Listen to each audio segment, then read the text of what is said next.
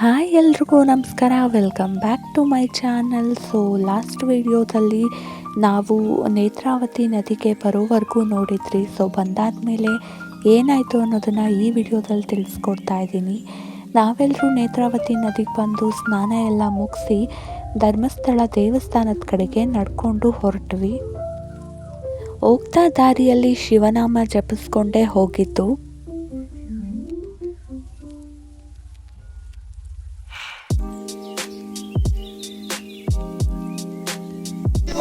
ಶಿವಾಯ ನಮಃ ಓಂ ನಮಃ ಶಿವಾಯ ಶಿವಾಯ ನಮಃ ಓಂ ನಮಃ ಶಿವಾಯ ಶಿವಾಯ ನಮಃ ಓಂ ನಮಃ ಶಿವಾಯ ಶಿವಾಯ ನಮಃ ಓಂ ನಮಃ ಶಿವಾಯ ಶಿವಾಯ ನಮಃ ಓಂ ನಮಃ ಶಿವಾಯ ಶಿವಾಯ ನಮಃ ಓಂ ನಮಃ ಶಿವಾಯ ಶಿವಾಯ ನಮಃ ಓಂ ನಮಃ ಶಿವಾಯ ಶಿವಾಯ ನಮಃ ಓಂ ನಮಃ ಶಿವಾಯ ಶಿವಾಯ ನಮಃ ಓಂ ನಮಃ ಶಿವಾಯ ಶಿವಾಯ ನಮಃ ಓಂ ನಮಃ ಶಿವಾಯ ಶಿವಾಯ ನಮಃ ಓಂ ನಮಃ ಶಿವಾಯ ಶಿವಾಯ ನಮಃ ಓಂ ನಮಃ ಶಿವಾಯ ಶಿವಾಯ ನಮಃ ಓಂ ನಮಃ ಶಿವಾಯ ಶಿವಾಯ ಓಂ ನಮಃ ಶಿವಾಯ ಶಿವಾಯ ನಮಃ ಶಿವ ಶಿವ ಶಿವ ಶಿವ ಶಿವಾಯ ನಮಃ ಶಿವ ಶಿವ ಶಿವ ಶಿವ ಶಿವಾಯ ನಮಃ ಓಂ ನಮಃ ಶಿವಾಯ ಶಿವಾಯ ನಮಃ ಓಂ ನಮಃ ಶಿವಾಯ ಶಿವಾಯ ನಮಃ ಶಿವ ಶಿವ ಶಿವ ಶಿವಾಯ ನಮಃ ಶಿವ ಶಿವ ಶಿವ ಶಿವ ಶಿವಾಯ ನಮಃ ಓಂ ನಮಃ ಶಿವಾಯ ಶಿವಾಯ ನಮಃ ಓಂ ನಮಃ ಶಿವಾಯ ಶಿವಾಯ ನಮಃ ಓಂ ನಮಃ ಶಿವಾಯ ಶಿವಾಯ ಓಂ ನಮಃ ಶಿವಾಯ ಶಿವಾಯ. ನಾವೆಲ್ಲರೂ ಧರ್ಮಸ್ಥಳ ಆರ್ಚ್ ಹತ್ರ ಬರ್ತಾ ಇದ್ದಾಗೇನೆ ಅಲ್ಲಿ ಕೆಲವು ಸಿಬ್ಬಂದಿಗಳು ಎಷ್ಟು ಜನ ಬಂದಿದ್ದೀವಿ, ಹಾಗೆ ಎಲ್ಲಿಂದ ಬಂದಿದ್ದೀವಿ ಅನ್ನೋ ಡೀಟೇಲ್ಸ್ನ ಕೇಳಿ ತಗೊಂಡ್ರು.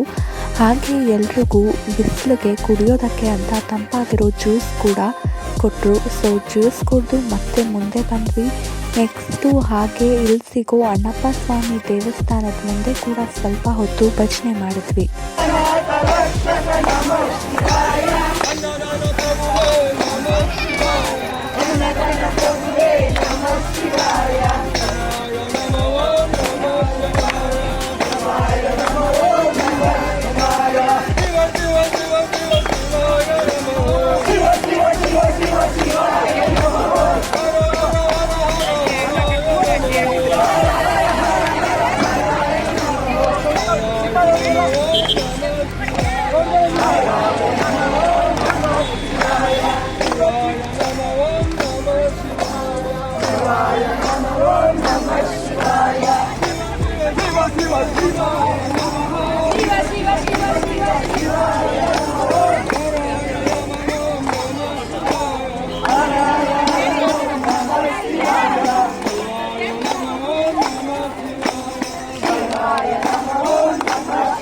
ಮತ್ತೆ ಹಾಗೆ ಶಿವನಾಮ ಹೇಳಿಕೊಂಡು ಅಲ್ಲಿಂದ ದೇವಸ್ಥಾನದ ಕಡೆಗೆ ಎಲ್ಲರೂ ಒಟ್ಟಿಗೆ ನಡೆಯೋದಕ್ಕೆ ಶುರು ಮಾಡಿದ್ವಿ.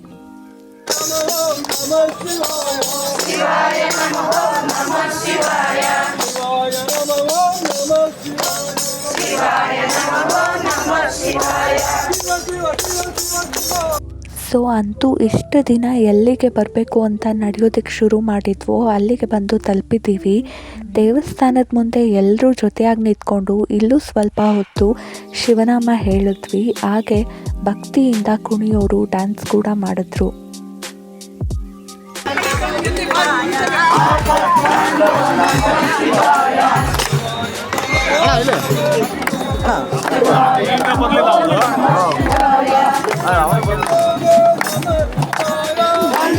ಸ್ವಾಮಿ ನಮಃ ಶಿವಾಯ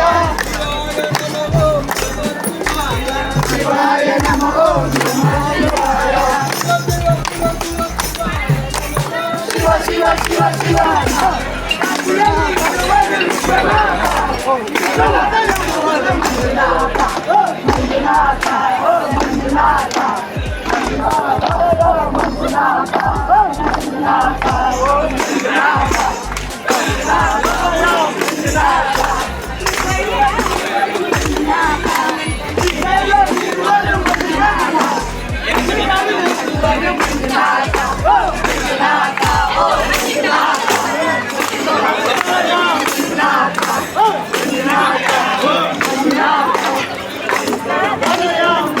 ಎಲ್ಲರಿಗೂ ನೋಡಿ ಅಷ್ಟು ಬಿಸಿಲು ಅನ್ನೋದು ಕೂಡ ಗೊತ್ತಾಗ್ತಿಲ್ಲ. ಹಾಗೆ ಎಷ್ಟು ದಿನ ನಡೆದಿರೋ ಸುಸ್ತು ಆಯಾಸ ಕೂಡ ಯಾರ ಮುಖದಲ್ಲೂ ಕಾಣಿಸ್ತಿಲ್ಲ. ಮತ್ತು ಇನ್ನೊಂದು ವಿಷಯ ಏನಾಯಿತು ಅಂದರೆ, ಯಾರೂ ನೇರವಾಗಿ ದರ್ಶನಕ್ಕೆ ಬಿಡಿ ಅಂತ ಕೇಳಬಾರ್ದು ಅನ್ನೋ ಕಾರಣಕ್ಕೆ ಅಲ್ಲಲ್ಲಿ ಈ ಥರ ಬೋರ್ಡ್ಗಳನ್ನ ಹಾಕಿ ಇಟ್ಬಿಟ್ಟಿದ್ರು. ಅಂದರೆ ಪಾದಯಾತ್ರಿಗಳಿಗೆ ಯಾರಿಗೂ ಕೂಡ ನೇರವಾಗಿ ದರ್ಶನಕ್ಕೆ ಬಿಡಲ್ಲ, ಸರತಿ ಸಾಲಲ್ಲೇ ನಿಂತು ದರ್ಶನ ಮಾಡಬೇಕು ಅನ್ನುವಂತಹ ಬರಹಗಳನ್ನ ಅಲ್ಲಲ್ಲಿ ಇಟ್ಟಿದ್ರು, ಯಾರೂ ಕೇಳಬಾರ್ದು ಅನ್ನೋ ಕಾರಣಕ್ಕೆ. ಸೊ ಫೈನಲಿ ಹೋದ್ವಿ ದರ್ಶನಕ್ಕೆ ಅಂತ. ಸಿಕ್ಕಾಪಟ್ಟೆ ರಶ್ ಇತ್ತು. ಆಬ್ವಿಯಸ್ಲಿ ನಾಳೆನೇ ಶಿವರಾತ್ರಿ ಹಬ್ಬ ಆಗಿರೋದ್ರಿಂದ ತುಂಬಾ ಜನ ಇದ್ದರು. ಅದರಲ್ಲಿ ಲಕ್ಷಾಂತರ ಜನ ಪಾದಯಾತ್ರಿಗಳೇ ಇದ್ದರು. ಸೊ ನಾವು ದರ್ಶನ ಎಲ್ಲ ಮುಗಿಸ್ಕೊಂಡ್ವಿ. ದರ್ಶನ ಆದಮೇಲೆ ಊಟದ ಟೈಮ್ ಆಗಿತ್ತು. ಸೊ ಪ್ರಸಾದ ಸ್ವೀಕರಿಸೋಣ ಅಂತ ಹೋದ್ವಿ.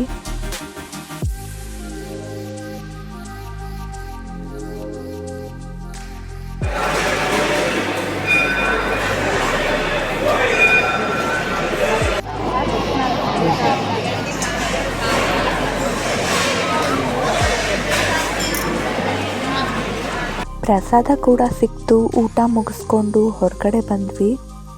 ಶಿವರಾತ್ರಿ ಹಬ್ಬ ಇದ್ದಿದ್ದು ನೆಕ್ಸ್ಟ್ ದಿನ. ಸೊ ನಾವು ನೋಡಬೇಕಾಗಿರೋ ತೇರು ಕೂಡ ಆವತ್ತಿನ ದಿನ ಮಧ್ಯರಾತ್ರಿನೇ ಇತ್ತು. ಹಾಗಾಗಿ ನಾವಿವತ್ತು ಉಳ್ಕೊಳ್ಳೋದಕ್ಕೆ ಧರ್ಮಸ್ಥಳದಿಂದ ಸ್ವಲ್ಪ ಮುಂದೆ ಇರೋ ಈ ಶಾಲೆಯಲ್ಲಿ ನಮಗೆ ಅವಕಾಶ ಸಿಕ್ತು. ಮಂಜುನಾಥೇಶ್ವರ ಅನುದಾನಿತ ಪ್ರೌಢಶಾಲೆ ಇದು. ಸ್ಕೂಲಂತೂ ತುಂಬ ದೊಡ್ಡದಾಗಿತ್ತು. ಹಾಗೆ ಸ್ಕೂಲ್ ಮುಂದೆ ಇರೋ ಗ್ರೌಂಡ್ ಕೂಡ ಸಿಕ್ಕಾಪಟ್ಟೆ ದೊಡ್ಡದಾಗಿತ್ತು. ನಾವಷ್ಟೇ ಅಲ್ಲ, ನಮ್ಮ ಥರ ಬಂದ ಎಷ್ಟೋ ಜನ ಪಾದಯಾತ್ರಿಗಳು ಇಲ್ಲಿ ಉಳ್ಕೊಂಡಿದ್ರು. ಮತ್ತು ಹಾಗೆ ಇಲ್ಲಿ ಭಕ್ತರಿಗೆ ಅನ್ನದಾನ ಮಾಡೋದಕ್ಕೆ ಅಂತ ತುಂಬ ವ್ಯವಸ್ಥೆಗಳು ಕೂಡ ಆಗ್ತಿತ್ತು. ನಮ್ಮ ಟೀಮವರು ಕೂಡ ನಾಳೆಗೆ ಅಂದರೆ ಶಿವರಾತ್ರಿ ಹಬ್ಬಕ್ಕೆ ಪರ ಮಾಡಬೇಕು ಅಂತ ಡಿಸೈಡ್ ಮಾಡ್ಕೊಂಡಿದ್ದಾರೆ. ಅಂದರೆ ನಮ್ಮದು ಕೂಡ ಆಲ್ರೆಡಿ ರೇಷನ್ ಎಲ್ಲ ಕಲೆಕ್ಟ್ ಆಗಿದೆ. ನಾಳೆಗೆ ಬೇಕಾಗಿರೋ ಅಷ್ಟು ಒಂದು 2,000 ಜನಕ್ಕೆ ಊಟದ ವ್ಯವಸ್ಥೆ ಮಾಡಿಸೋ ಪ್ಲ್ಯಾನ್ ಇದೆ. ಇವರೆಲ್ಲರೂ ಬೇಕಾದ ತಯಾರಿಗಳನ್ನ ಮಾಡ್ಕೋತಿದ್ದಾರೆ. ಅಷ್ಟರಲ್ಲಿ ನಾನು ನಮ್ಮ ಜೊತೆ ಪಾದಯಾತ್ರೆಯಲ್ಲಿ ಬಂದಂತಹ ಕೆಲವರನ್ನ ಮಾತಾಡಿಸಿ ಅವರ ಎಕ್ಸ್ಪೀರಿಯನ್ಸ್ ಕೇಳೋಣ ಅಂತ ಹೋದೆ. ಎಷ್ಟನೇ ವರ್ಷದ ಪಾದಯಾತ್ರೆ ಇದು? 15 ವರ್ಷ ಪಾದಯಾತ್ರೆ ಮಾಡಿದ್ದೀರಾ? ಒಂದು ವರ್ಷನೂ ಮಿಸ್ ಮಾಡಿಲ್ಲ? ಒಂದು ವರ್ಷ ಮಿಸ್ ಆಗಿದೆ. ಯಾವ ಟೈಮಲ್ಲಿ? ಕೊರೋನಾ ಟೈಮಲ್ಲಿ ಮಿಸ್ ಮಾಡಿದ್ದೀರಾ? ಏನಾದರೂ ಅರ್ಕೆ ಮಾಡ್ಕೊಂಡು ಪಾದಯಾತ್ರೆ ಮಾಡ್ತಿದ್ದೀರಾ ಇಲ್ಲ ಸುಮ್ಮನೆ ದೇವ್ರ ಮೇಲೆ ಭಕ್ತಿಗೋಸ್ಕರ ಮಾಡ್ತಿರೋದಾ? ಸ್ಟಾರ್ಟಿಂಗು ನಮ್ಮೂರಿಂದ ಇಬ್ರು ಹೋಯ್ತಾ ಇದ್ರು.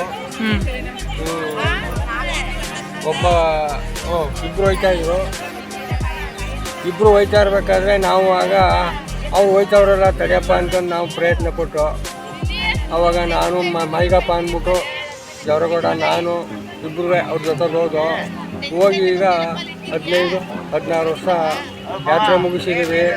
ನಮಗೆ ಯಾವ ತೊಂದರೆನೂ ಇಲ್ಲ. ಭಗವಂತ ನಾವೇನು ಅನ್ಕೋತೀನಿ ಅದೆಲ್ಲ ನೆರವೇರ್ಸವನೆ. ನಮಗೇನು ಅನುಕೂಲ ಆಗಿದ್ದೀವಿ ನಾವೀಗ. ನೀವು ಅರ್ಕೆ ಏನು ಮಾಡ್ಕೊಂಡು ಬರ್ತಾ ಇಲ್ಲ? ಅರ್ಕೆ ಸುಮ್ಮನೆ ದೇವ್ರ ಮೇಲೆ ಭಕ್ತಿಗೋಸ್ಕರ ಬರ್ತಾ ಇರೋದು? ದೇವ್ರ ಮೇಲೆ ಭಕ್ತಿ ಮಾತ್ರ ಬರ್ತಾ ಇರ್ತೀವಿ. ನಮ್ಗಂತೂ ಒಂದು ಕಡ್ಡಿ ಏನು ತೊಂದರೆ ಇಲ್ಲ. ನಡಿಬೇಕಾದ್ರೂ ಅವತ್ತಿನ ಇದಕ್ಕೆ ಮಾತ್ರ ಸಂಜೆನೇ ನಡ್ಕೊಂಬಂದ್ರು ಸಂಜೆ ಒಳಗೆ ನೋವು ಇರೋಲ್ಲ ನಮಗೆ. ಬೆಳಗ್ಗೆ ಎದ್ದು ಹೋಯ್ತಾ ಇರೋದೆ, ಪಾದಯಾತ್ರೆ ಮಾಡ್ತಾ ಇರೋದೆ. ಭಗವಂತ ನಮಗೇನು ಅಂಥ ತೊಂದರೆ ಏನು ಕೊಟ್ಟಿಲ್ಲ. ಇಲ್ಲಿವರೆಗೂ ನಮಗೆ ಒಳ್ಳೇದು ಮಾಡಿದ್ದಾರೆ. ಇವಾಗ ಒಟ್ಟು ಎಷ್ಟು ಜನ ಬಂದಿದ್ದೀರಾ?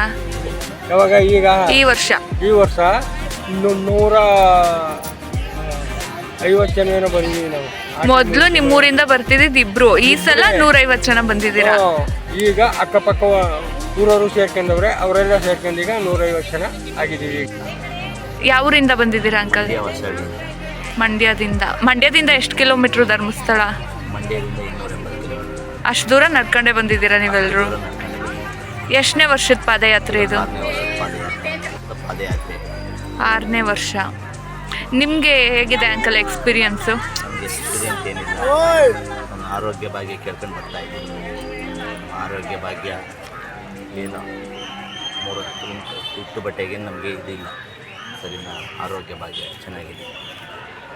ನಿಮ್ಗೆ ಏನು ಅನಿಸ್ತಿದೆ ಅಂದರೆ ಬಂದಮೇಲೆ ಓಕೆ ಆರೋಗ್ಯ ಎಲ್ಲ ಚೆನ್ನಾಗಿ ಆಗ್ತಿದೆ? ಆರೋಗ್ಯ ಎಲ್ಲ ಚೆನ್ನಾಗಿದೆ. ಆರೋಗ್ಯ ಚೆನ್ನಾಗಿದ್ರೆ ತಾನೇ ನಾವು ಪಾದಯಾತ್ರೆ ಮಾಡೋಕ್ಕೆ ಸಾಧ್ಯ. ಇಲ್ಲವರೆಲ್ಲ ಸಾಧ್ಯ. ಮುಂದೆ ಕಂಟಿನ್ಯೂ ಮಾಡಬೇಕು ಅಂದ್ಕೊಂಡಿದ್ದೀರಾ? ಕಂಟಿನ್ಯೂ ಮಾಡಬೇಕು ಅಂತಿದ್ದೀನಿ. ಮತ್ತು ಆರೋಗ್ಯ ಕೊಟ್ಟಿದ್ದಾನೆ, ಮುಂದಕ್ಕೆ ಏನೇನೋ ಭಾಗ್ಯಗಳು ಕೊಡ್ಬೋದು. ನನ್ನ ಭಕ್ತರು ಧರ್ಮಸ್ಥಳ ಪಾದಯಾತ್ರೆ ಮಾಡ್ತಾರೆ, ಎಲ್ಲ ಭಕ್ತಿ ಮೇಲೆ ಹೋಗ್ತಿರೋದು. ಸೊ ಆಲ್ರೆಡಿ ಇಲ್ಲಿ ಭಟ್ರು ರಾತ್ರಿ ಅಡುಗೆಗೆ ತಯಾರಿ ಮಾಡ್ಕೋತಾ ಇದ್ದಾರೆ. ಸೊ ನೋಡೋಣ ಎಷ್ಟು ಜನ ಸೇರ್ತಾರೆ ಅಂತ. ಸ್ಕೂಲ್ನ ಫಸ್ಟ್ ಫ್ಲೋರಲ್ಲಿರೋ ಒಂದು ದೊಡ್ಡ ಹಾಲ್ ಇದು. ಈ ಹಾಲಲ್ಲಿ ಎಲ್ಲರೂ ಮಲ್ಕೋತಾ ಇದ್ದೀವಿ. ಆಲ್ರೆಡಿ ನೈಟ್ ತುಂಬ ಲೇಟ್ ಆಗಿದೆ. ಸೊ ಬೆಳಿಗ್ಗೆ ಬೇಗ ಅಂದರೆ ಬೆಳಗಿನ ಜಾವ ಬಸ್ಸಿಗೆ 4 ಗಂಟೆ ಅಷ್ಟೊತ್ತಿಗೆ ಹೇಮಂತ್ ಮತ್ತು ಮಗು ಬಂದರು ಧರ್ಮಸ್ಥಳಕ್ಕೆ. ಹೋಗಿ ಅವರನ್ನು ಇಲ್ಲಿ ಕರ್ಕೊಂಬಂದೆ. ನನ್ನ ಮಗಂಗಂತೂ ಯಾವಾಗಲೂ ಅವ್ರ ಅಪ್ಪ ಅವನ ಜೊತೆನೇ ಇರಬೇಕು. ಸೊ ಅಪ್ಪನ ಜೊತೆ ಖುಷಿಯಾಗಿದ್ದಾನೆ. ಬಂದ ಅಷ್ಟು ದಿನ ಆದಮೇಲೆ ನನ್ನನ್ನು ನೋಡಿದ್ದು ಅವನಿಗೆ ತುಂಬ ಖುಷಿ ಆಯಿತು. ಮತ್ತು ನಾವು 3 ಜನ ಒಂದು ರೌಂಡ್ ಹಾಗೆ ದೇವಸ್ಥಾನದ ಕಡೆ ಹೋಗ್ಬಿಟ್ಟು ನೋಡ್ಕೊಂಬರೋಣ, ಜನ ಏನಾದರೂ ಕಮ್ಮಿ ಇದ್ದರೆ ದರ್ಶನಕ್ಕೆ ನಿಂತ್ಕೊಳ್ಳೋಣ ಅಂತ ನಡ್ಕೊಂಡು ಹೋಗ್ತಿದ್ದೀವಿ.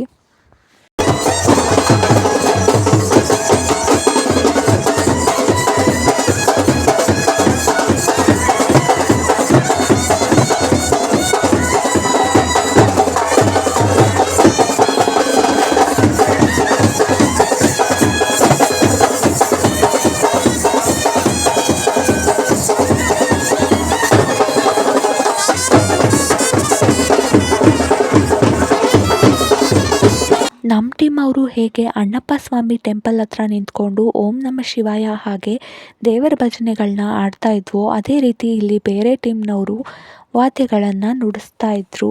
ದೇವಸ್ಥಾನದ ಹತ್ರ ಹೋದ್ವಿ, ತುಂಬಾ ಜನ ಇದ್ದರು. ಅಷ್ಟೊಂದು ರಶಲ್ಲಿ ಲೈನಲ್ಲಿ ನಿಂತು ದರ್ಶನ ಮಾಡೋದು ಕಷ್ಟ ಆಗ್ಬೋದು ಅಂತ ಅನ್ನಿಸ್ತು.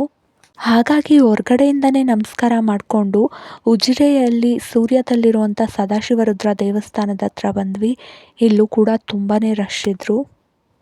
ಅಲ್ಲಿ ನಾವು ದರ್ಶನ ಊಟ ಎಲ್ಲ ಮುಗಿಸಿ ವಾಪಸ್ಸು ನಾವಿದ್ದಂಥ ಜಾಗಕ್ಕೆ ಬರೋ ಅಷ್ಟರಲ್ಲಿ ಇಲ್ಲಿ ಪರ ಮಾಡೋದಕ್ಕೆ ಫುಲ್ ರೆಡಿ ಮಾಡ್ಕೋತಾ ಇದ್ದರು. ಇಷ್ಟು ದಿನ ನಮಗೆ ಸ್ವಲ್ಪ ನಮ್ಗೆ ಎಷ್ಟು ಬೇಕೋ ಆ ಥರ ಚಿಕ್ಕ ಪಾತ್ರೆಯಲ್ಲೆಲ್ಲ ಅಡುಗೆ ಮಾಡ್ತಾಯಿದ್ರು. ಆದರೆ ಈ ಸಲ ದೊಡ್ಡದಾಗಿ ಒಲೆ ಎಲ್ಲ ಹಾಕಿದ್ರು ಮತ್ತು ದೊಡ್ಡ ದೊಡ್ಡ ಪಾತ್ರೆಯಲ್ಲೇ ಅಡುಗೆ ಮಾಡ್ತಾಯಿದ್ರು. ಮತ್ತು ನಮ್ಮ ಲೇಡೀಸ್ ಎಲ್ಲರೂ ಕೂಡ ಹೆಲ್ಪ್ ಮಾಡಿಕೊಡ್ತಾಯಿದ್ರು. ಇವತ್ತು ಎಲ್ಲಿಗೂ ನಡೆದಿಲ್ವಲ್ಲ, ಹಾಗಾಗಿ ಎಲ್ಲರೂ ಸ್ವಲ್ಪ ಆರಾಮಾಗಿದ್ದರು. ತರಕಾರಿ ಕಟ್ ಮಾಡಿಕೊಡೋದು, ತೆಂಗಿನಕಾಯಿ ಎಲ್ಲ ಇದು ಮಾಡ್ತಾಯಿದ್ರು. ಮತ್ತು ಸಂಜೆ ಟೀನ ಮಿಸ್ ಮಾಡೋಕ್ಕಾಗತ್ತಾ, ಹಾಗಾಗಿ ಎಲ್ರಿಗೂ ಟೀ ಕೂಡ ಕೊಡ್ತಾಯಿದ್ರು. ಇಲ್ಲಿ ಬಜ್ಜಿನೂ ಮಾಡ್ತಿದ್ದಾರೆ. ಮತ್ತು ಇಲ್ಲಿ ಎಂದಿನಂತೆ ಭಜನೆ ಮಾಡೋದಕ್ಕೆ ಕೂಡ ಕೂತ್ಕೋತಿದ್ದಾರೆ. ಟುಡೇ ಲಾಸ್ಟ್ ಭಜನೆ.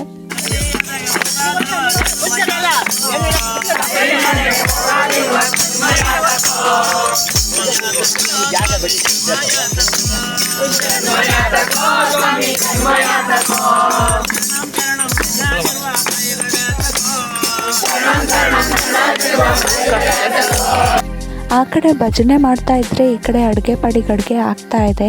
ನಮ್ಮ ಲೇಡೀಸ್ ಎಲ್ಲರೂ ಮುದ್ದೆ ಕಟ್ಟೋದಕ್ಕೆ ಹೆಲ್ಪ್ ಮಾಡ್ತಿದ್ದಾರೆ. ಆ್ಯಕ್ಚುಲಿ ತುಂಬ ಬೇಜಾರಾಗ್ತಿದೆ. ಅಷ್ಟು ದಿನದಿಂದ ಎಲ್ಲರೂ ಜೊತೆಗೆ ನಡೀತಾ ಇದ್ವಿ.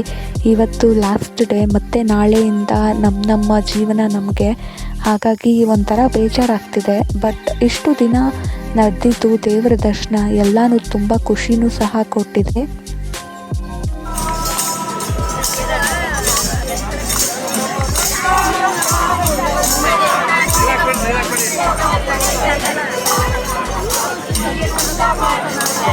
ಅಂದ್ಕೊಂಡಿದ್ದ ಥರನೇ ಪರಕ್ಕೆ ತುಂಬ ಜನ ಸೇರಿದ್ರು. ಅದನ್ನು ವಿಡಿಯೋ ಮಾಡ್ಕೊಳ್ಳೋದಕ್ಕಾಗಲಿಲ್ಲ. ಸೊ ಅದಾದಮೇಲೆ ಎಲ್ಲರೂ ಮಲ್ಕೊಂಡ್ವಿ. ರಾತ್ರಿ 1:30ಗೆ ತೇರು ಅಂತ ಹೇಳಿದರು. ತೇರು ನೋಡೋಣ ಅಂತ ಪಾಪುನ ಎದುರಿಸ್ಕೊಂಡು ನಾನು ಮತ್ತು ಮಹಂತ್ ಅವರು ಬಂದ್ವಿ. ಇಲ್ಲಿ ನೋಡಿದ್ರೆ ಸಿಕ್ಕಾಪಟ್ಟೆ ಜನ ಇದ್ದರು. ನಿಂತ್ಕೊಳ್ಳೋಕ್ಕೂ ಕೂಡ ಜಾಗ ಇರಲಿಲ್ಲ. ಎಲ್ಲರೂ ತೇರು ಬರೋದನ್ನೇ ಕಾಯ್ತಾ ಇದ್ದರು. ಇಲ್ಲಿ ಇಷ್ಟೊಂದು ಜನ ಇರ್ತಾರೆ. ಮತ್ತು ಕೆಲವರು ದರ್ಶನ ಯಾಕೆ ಮಾಡೋದಕ್ಕೆ ಹೋಗಲ್ಲ ಅಂತ ಅಂದರೆ ಡೈರೆಕ್ಟಾಗಿ ದೇವರನ್ನೇ ಹೊರಗಡೆ ತರ್ತಾರೆ ಮತ್ತು ತೇರು ಬರುತ್ತೆ. ಅದನ್ನು ನೋಡಿದ್ರೆ ದೇವ್ರನ್ನ ನೋಡ್ದಾಗೆ ಅಲ್ವಾ, ಅಲ್ಲೋಗಿ ನಿಂತು ದರ್ಶನ ಮಾಡೋ ಅವಶ್ಯಕತೆ ಇಲ್ಲ. ಇಲ್ಲಿ ಡೈರೆಕ್ಟಾಗಿ ದೇವರು ಮತ್ತು ತೇರನ್ನು ನೋಡೋಣ ಅಂತ ಎಲ್ಲರೂ ಕಾಯ್ತಿದ್ದಾರೆ. ನಾವು ಕೂಡ ಅವ್ರ ಜೊತೆನೇ ಬಂದು ನಿಂತ್ಕೊಂಡ್ವಿ. ಇಲ್ಲಿ ಬಂದಮೇಲೆ ಗೊತ್ತಾಯಿತು ಇವತ್ತು ಧರ್ಮಸ್ಥಳಕ್ಕೆ ಎಷ್ಟು ಜನ ಬಂದಿದ್ದಾರೆ ಅಂತ. ಸಿಕ್ಕಾಪಟ್ಟೆ ಜನ ಇದ್ದರು. ತುಂಬ ಹತ್ರ ಹೋಗಿ ನೋಡೋದಕ್ಕೆ ನಮಗಾಗಲಿಲ್ಲ. ಸ್ವಲ್ಪ ದೂರನೇ ನಿಂತ್ಕೊಂಡ್ವಿ. ಮಗು ಬೇರೆ ಇದ್ದ ಅಲ್ವಾ, ಆಮೇಲೆ ಜನ ನುಗ್ಗಲು ಯಾಕೆ ಬೇಕು ರಿಸ್ಕು. ಇಲ್ಲಿ ನಿಂತ್ಕೊಂಡ್ರು ಕೂಡ ತೇರು ಬರೋದು ಕಾಣಿಸುತ್ತೆ, ಇಲ್ಲೇ ನಿಂತ್ಕೊಂಡು ನೋಡೋಣ ಅಂತ ನಿಂತ್ಕೊಂಡು ತೇರು ಬರೋದನ್ನು ವೆಯ್ಟ್ ಮಾಡ್ತಾ ಇದ್ವಿ. ನಾವು ಹಾಗೆ ನಮ್ಮ ಥರ ಲಕ್ಷಾಂತರ ಜನ ಇಲ್ಲಿದ್ದಂಥ ಎಲ್ಲ ಭಕ್ತರು ಕಾಯ್ತಾ ಇದ್ದಿದ್ದು ಒಂದೇ ಒಂದಕ್ಕೆ, ತೇರು ಯಾವಾಗ ಬರುತ್ತೆ ಅಂತ. ಸೊ ಫೈನಲಿ ಆ ಟೈಮ್ ಕೂಡ ಬಂತು. ತೇರನ್ನು ನಾವೆಲ್ಲರೂ ಕಣ್ ತುಂಬಿಕೊಂಡ್ವಿ.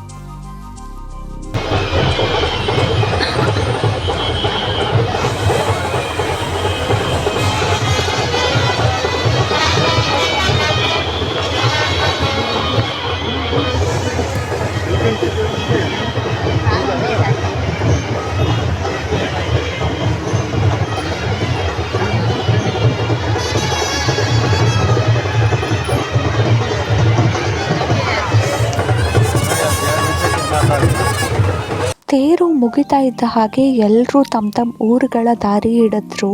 ಅಂಥ ಮಧ್ಯರಾತ್ರಿಯಲ್ಲೂ ಬಸ್ಸುಗಳ ವ್ಯವಸ್ಥೆ ತುಂಬ ಚೆನ್ನಾಗಿತ್ತು. ಬರ್ತಾ ಇರೋ ಅಷ್ಟೊಂದು ಜನಕ್ಕೂ ಸಹ ಬಸ್ಸಿನ ವ್ಯವಸ್ಥೆ ಇತ್ತು ಅಂತ ಅನ್ನೋದೇ ನಿಜವಾಗ್ಲೂ ಖುಷಿಯ ವಿಚಾರ. ತೇರು ನೋಡಬೇಕು ಅಂತ ಕಾಯ್ದಿದ್ದವ್ರು ಎಲ್ಲರೂ ತೇರನ್ನು ನೋಡಾಗಿದ್ದ ತಕ್ಷಣವೇ ತಮ್ಮ ಊರುಗಳ ಕಡೆಗೆ ಹೊರಟರು. ನಾವು ಕೂಡ ನಾವಿದ್ದಂಥ ಶಾಲೆಗೆ ವಾಪಸ್ ಬಂದ್ವಿ. ಇವತ್ತು ರಾತ್ರಿ ಅಲ್ಲೇ ಮಲ್ಕೊಂಡ್ವಿ. ಬೆಳಿಗ್ಗೆ ಎದ್ದು ನೋಡಿದ್ರೆ ನಾವಿದ್ದ ಸ್ಕೂಲ್ ಗ್ರೌಂಡು ನೆನ್ನೆ ಹೇಗೆ ಜನಗಳಿಂದ ತುಂಬಿ ತುಳುಕ್ತಾ ಇತ್ತೋ ಇವತ್ತು ಅಷ್ಟೇ ಖಾಲಿ ಹೊಡಿತಾ ಇತ್ತು. ಸೊ ನೋಡಿದ್ವಿ ಎಲ್ಲ ನೆನ್ನೆ ಊಟದ ವ್ಯವಸ್ಥೆಗೆ ಅಂತ ಕೆಲವು ಕಡೆ ಪೆಂಡಲ್ ಹಾಕ್ತಿದ್ದವ್ರು ಎಲ್ಲರೂ ಇವತ್ತು ಅದನ್ನು ತೆರವುಗೊಳಿಸ್ತಾ ಇದ್ರು. ನಿಜವಾಗ್ಲೂ ಈ ಧರ್ಮಸ್ಥಳ ಪಾದಯಾತ್ರೆ ಎಕ್ಸ್ಪೀರಿಯನ್ಸ್ ಏನಿದೆ ಒಂದು ಅಲ್ಟಿಮೇಟ್ ಎಕ್ಸ್ಪೀರಿಯನ್ಸ್ ಅಂತಲೇ ಹೇಳ್ಬೋದು. ನನಗಂತೂ ತುಂಬ ಖುಷಿ ಕೊಟ್ಟ ವಿಚಾರ ಇದು. ಎಲ್ಲರೂ ತಮ್ಮ ಊರುಗಳಿಗೆ ತಮ್ಮ ಮನೆಗಳಿಗೆ ಹೊರಡುವಾಗ ನಾವು ಕೂಡ ಹೊರಡೋ ಸಮಯ ಅಲ್ವಾ, ಹಾಗಾಗಿ ನಾವು ಹೊರಡೋದಕ್ಕೆ ತಯಾರಾದ್ವಿ. ನಾವು ಉಳ್ಕೊಂಡಿದ್ದ ಸ್ಕೂಲಲ್ಲೇ ವಾಶ್ರೂಮ್ ವ್ಯವಸ್ಥೆ ಇತ್ತು, ಸ್ನಾನದ ವ್ಯವಸ್ಥೆ ಇತ್ತು. ಅಲ್ಲೇ ಸ್ನಾನ ಮುಗಿಸಿದ್ವಿ, ಬಸ್ ಸ್ಟಾಪಿಗೆ ಬಂದ್ವಿ. ಅಲ್ಲಿಂದ ಕುಕ್ಕೆ ಸುಬ್ರಹ್ಮಣ್ಯ ದೇವಸ್ಥಾನದ ಕಡೆಗೆ ಹೊರಟ್ವಿ. ಧರ್ಮಸ್ಥಳದಲ್ಲಿದ್ದ ಜನರೆಲ್ಲ ಇಲ್ಲಿಗೆ ಬಂದಿದ್ರು ಅನಿಸ್ತು. ತುಂಬ ರಶ್ ಇದ್ದರು, ಆದರೂ ದರ್ಶನ ಚೆನ್ನಾಗಾಯಿತು. ಮೊದಲಿಗೆ ದರ್ಶನ ಮುಗಿಸ್ಕೊಂಡ್ವಿ. ನಂತರ ಹೇಗೂ ಊಟದ ಸಮಯ ಕೂಡ ಆಗಿತ್ತು, ಹಾಗಾಗಿ ಊಟನೂ ಮಾಡ್ಕೊಳ್ಳೋಣ ಅಂತ ಬಂದು ಊಟಕ್ಕೆ ಕ್ಯೂ ನಿಂತ್ವಿ. ಇಲ್ಲಿ ದೇವರ ಪ್ರಸಾದ ಕೂಡ ಸಿಕ್ತು. ಪ್ರಸಾದ ಸ್ವೀಕರಿಸಿ ಮತ್ತೆ ಬಸ್ ಸ್ಟಾಪ್ ಕಡೆಗೆ ಹೊರಟ್ವಿ. ಮೊದಲೇ ಹೇಮಂತವರು ಬಸ್ ಬುಕ್ ಮಾಡಿಸಿದ ಕಾರಣ ಸೀಟು ಸಿಕ್ತು. ನಮ್ಮ ಸೀಟಲ್ಲಿ ಹೋಗಿ ಕೂತ್ಕೊಂಡ್ವಿ, ಮನೆ ಕಡೆಗೆ ಹೊರಟ್ವಿ. ಸೊ ಇದಾಗಿತ್ತು ನನ್ನ ಧರ್ಮಸ್ಥಳ ಪಾದಯಾತ್ರೆಯ ಎಕ್ಸ್ಪೀರಿಯನ್ಸ್. ಡೇ 1ನಿಂದ ಇಲ್ಲಿ ತನಕ ದಿನ ಹೇಗಿತ್ತು, ಏನೇನೆಲ್ಲ ಆಯಿತು ಅನ್ನೋದನ್ನು ನಿಮ್ಮ ಜೊತೆ ಶೇರ್ ಮಾಡ್ಕೊಂಡಿದ್ದೀನಿ. ಐ ಹೋಪ್ ಈ ವಿಡಿಯೋ ನಿಮಗೆ ತುಂಬ ಇಷ್ಟ ಆಗಿದೆ ಅಂತ ಅಂದ್ಕೋತೀನಿ. ವಿಡಿಯೋ ಇಷ್ಟ ಆಗಿದ್ದರೆ ಈ ವಿಡಿಯೋನ ಲೈಕ್ ಮಾಡಿ, ಹಾಗೆ ನನ್ನ ಚಾನಲ್ನ ಸಬ್ಸ್ಕ್ರೈಬ್ ಆಗೋದನ್ನು ಮರಿಬೇಡಿ. ಮತ್ತೊಂದು ವಿಡಿಯೋ ಜೊತೆ ಆದಷ್ಟು ಬೇಗ ನಿಮಗೆ ಸಿಗ್ತೀನಿ ಅಂತ ಹೇಳ್ತಿದ್ದೀನಿ. Thank you.